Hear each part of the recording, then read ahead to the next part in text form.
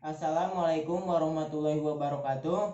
Perkenalkan, nama saya Saka, mahasiswa Politeknik Negeri Subang dari Prodi Pemeliharaan Mesin dengan nomor pokok 10 20 60 27. Pada video kali ini saya akan menjelaskan isi buku tentang pendidikan Pancasila untuk pendidikan tinggi dengan pengarang Dr. Ujang Carda, SSH, MH, MIP, MAP. Adapun resume dari buku tersebut dan penjelasannya sebagai berikut. Nah, ini bukunya. Buku ini berisikan 10 bab. Langsung saja kita kupas tuntas buku ini per bab ya. Nah, bab pertama ini menjelaskan tentang orientasi terhadap pendidikan Pancasila. Buku ini bab pertama ini berisikan landasan dan tujuan pendidikan Pancasila. Isinya landasan pendidikan Pancasila. Yang pertama ada landasan historis, yuridis, sosiologis, filosofis, kultural. Nah, yang kedua terus ada tujuan pendidikan Pancasila. Ada tujuan nasional, tujuan pendidikan internasional. Terus ada juga tujuan penyelenggaraan pendidikan Pancasila di perguruan tinggi.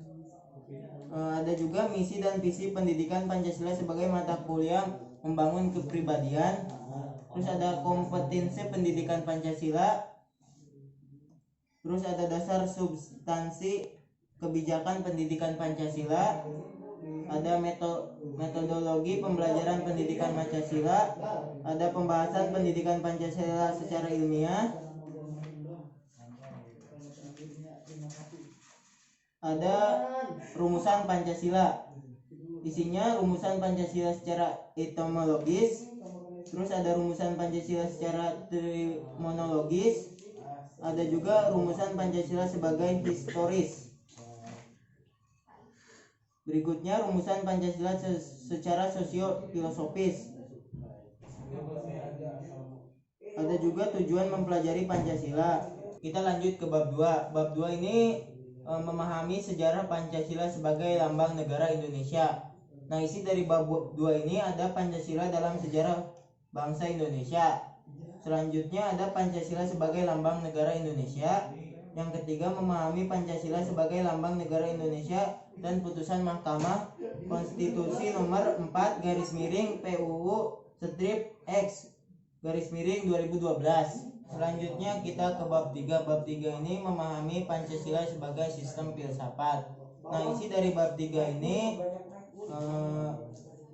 yang pertama pengertian filsafat itu sendiri. Terus ada pengertian Pancasila sebagai sistem filsafat. Terus ada konsep dasar filsafat Pancasila. Dan ada juga landasan filsafat Pancasila. Nah, kita lanjut ke bab 4.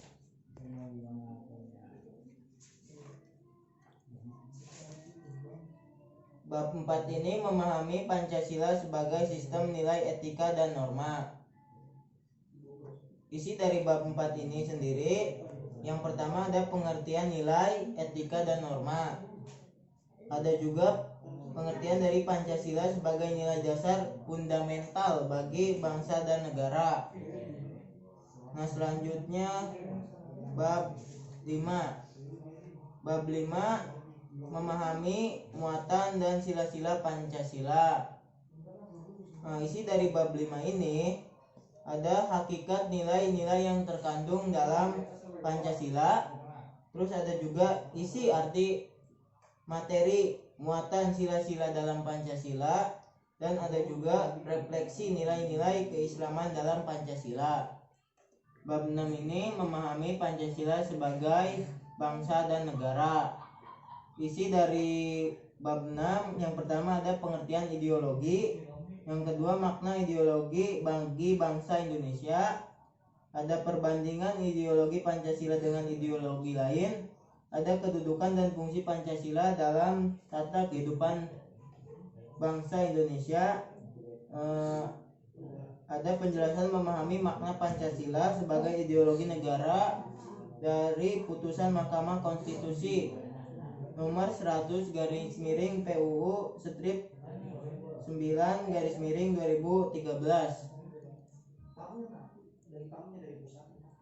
Selanjutnya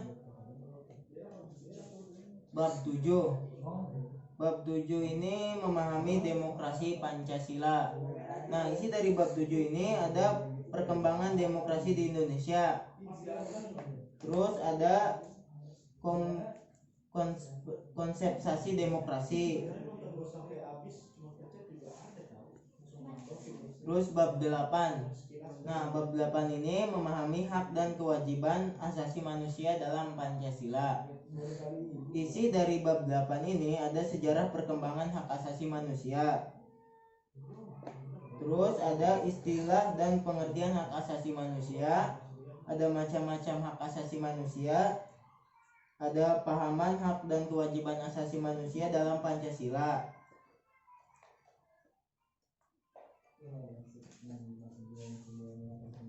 Bab 9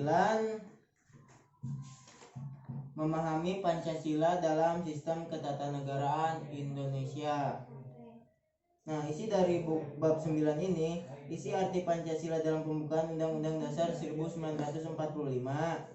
Ada isi arti Pancasila dalam pasal-pasal Undang-Undang Dasar 1945.